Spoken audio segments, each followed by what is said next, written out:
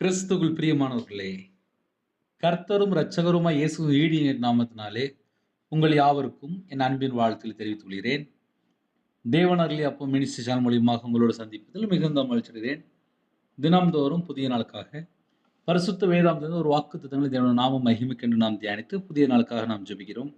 யாக்கோபு 1 அதிகாரம் 12 வசனத்திலே, சோதனையை சகிக்கிற மனுஷன் பாக்கியவான், அவன் உத்தமன் என்று விளங்கின பின்பு கர்த்தர் தம்மிடத்தில் அன்பு கூறுகிறவர்களுக்கு வாக்குத்தத்தம் பண்ணின ஜீவகரிடத்தை பெறுவான். ஹல்லேலூயா.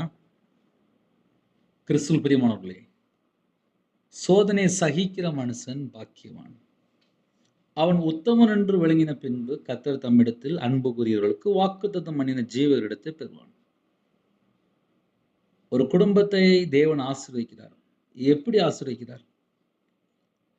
ஒரு குடும்பத்தில் ஒரு சோதனை வருது, உடனே என்ன செய்யணும்? சகிக்கணும். சோதனை வரும்போது குடும்பத்தில் பல காரியங்கள் உண்டு. சோதனை அப்படின்னா இப்போ நிறைய வீட்டில் கடன் இருக்கு. அது ஒரு பெரிய சோதனை மாதிரி தான் இருக்குது. ஏன்னா இஎம்ஐல ஆட்டோமேட்டிக்காக அமௌண்ட் போயிடும். பேங்க்கில் நகை வச்சுருப்பாங்க, குழுவில் பணம் வாங்கியிருப்பாங்க, பிஸ்னஸ் லோன் வாங்கியிருப்பாங்க. சில குடும்பத்தில் விவசாயம் பார்ப்பாங்க, அவங்களும் கடன் வாங்கியிருப்பாங்க, பர்சனல் லோன் வாங்கியிருப்பாங்க, வண்டிக்கு லோன் வாங்கியிருப்பாங்க. ஆனால் பணம் இல்லை அப்படின்னாலே குடும்பத்தில் நிம்மதி இருக்காது. சோதனை வந்துட்டுன்னு அர்த்தம். ஆனால் வேதம் சில விழித்திருந்து ஜெபிங்கள், 1 மணி நேரமாக விழித்திருந்து ஜெபிங்கள். சோதனைக்காரன் வரக்கூடாதா? 1 மணி நேரமாக விழித்திருந்து ஜெபிங்கள். ஒரு மனுஷனோட வாழ்க்கையில் சோதனைன்னு சொல்லி ஒன்று வருது அப்படின்னா அதுக்கு முன்பாக 1 மணி நேரம் விழித்திருந்து ஜெபிக்கணுமா?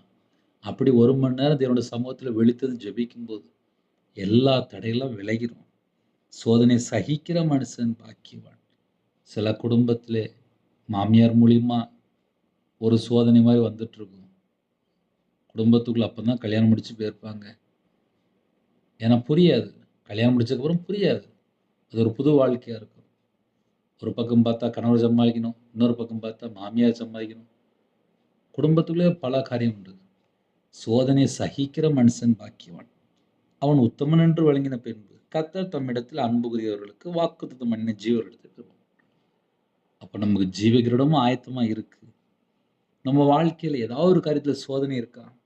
அதை நம்ம சகிக்கிறோமா? நம்ம ஆசீர்வதிக்கப்பட்டவர்கள். அவன் உத்தமன் என்று விளம்பின பின்பு, உத்தமன் என்று விளங்கின பின்பு தான் ஆசீர்வாதம். சில குடும்பத்தில் என்ன நினைப்பான் அப்படின்னா, இன்னைக்கு எனக்கு ஆசீர்வாதம் வேணும், தேவன் தருவார். இன்னைக்கு என்ன வேணுமோ தேவன் தருவார். நம்ம வாழ்க்கையிலே ஒரு சோதனை அப்படின்னு ஒன்று வந்துட்டு அப்படின்னாலே அதை நம்ம எவ்வளவு தூரம் சகிக்கிறோமோ அவ்வளவு தூரம் நம்ம குடும்பத்தை ஆசீர்வதிக்கிறார். கர்த்தர் தம்மிடத்தில் அன்பு கூறியவர்களுக்கு வாக்குத்தத்தம் பண்ணின ஜீவர்களிடத்தையும் பெற்றுக்கொள்கிறான். அப்போ எவ்வளவு சூழ்நிலை இருந்தாலும் சரி, கர்த்தரிடத்துல நம்ம அன்பு கூறிடுமா?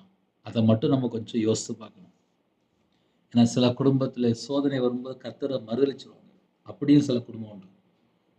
எனக்கு தெரிஞ்சு நான் அப்படி சில குடும்பத்தை நான் பார்த்துருக்கேன். ரியலாக பார்த்துருக்கேன்.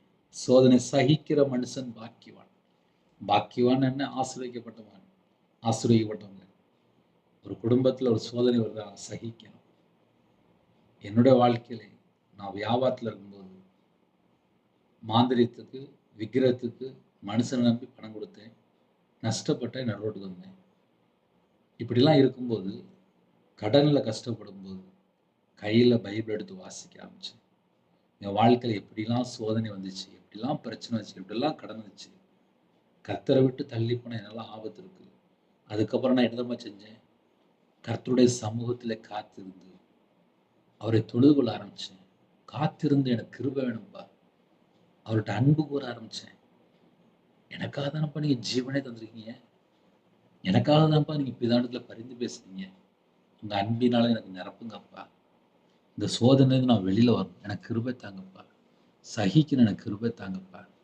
அவருடைய சமூகத்துல காத்திருந்து ஜெபிக்க ஆரம்பிச்சேன். கிருபை தந்தார்.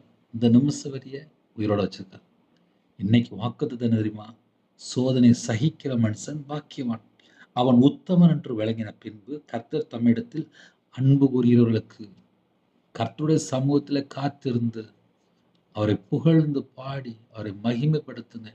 உங்க குடும்பத்தை பல மடங்கு ஆசீர்வதிப்பார். வாக்குத்தத்தம் பண்ணின ஜீவ கிரீடத்தை பெறுவான். ஹல்லேலூயா. ஜீவ கிரீடம் நமக்கு ஆயத்தமா இருக்கு. இந்த பூமியிலே நம்ம என்னென்ன சூழ்நிலை தேவனுக்கு தெரியும். எல்லா சூழ்நிலையுமே சகித்து பொறுமையோடு காத்திருக்கும் போது, என்னோட நாமத்தை நாம் மகிமைப்படுத்தும் போது, அவருடைய பாதவிலே காத்திருந்து அவர்கிட்ட நம்ம அன்பு கூறும்போது, கண்டிப்பா நம்ம குடும்பத்தை உயர்த்திட மாத்திரமல்லாமல் ஜீவகிரீடத்தையும் தருவார். ஹல்லேலூயா. புதிய நாளுக்காக ஜெபிப்போமா? கண்களை மூடி நாம் ஜெபம் செய்வோம். கிருபையும் இரக்கம் நிறைந்த பரிசுத்தமுள்ள நல்ல தகப்பனே, உம்மை நன்றியோடு துதிக்கிறோம், ஸ்துதிக்கிறோம்ப்பா.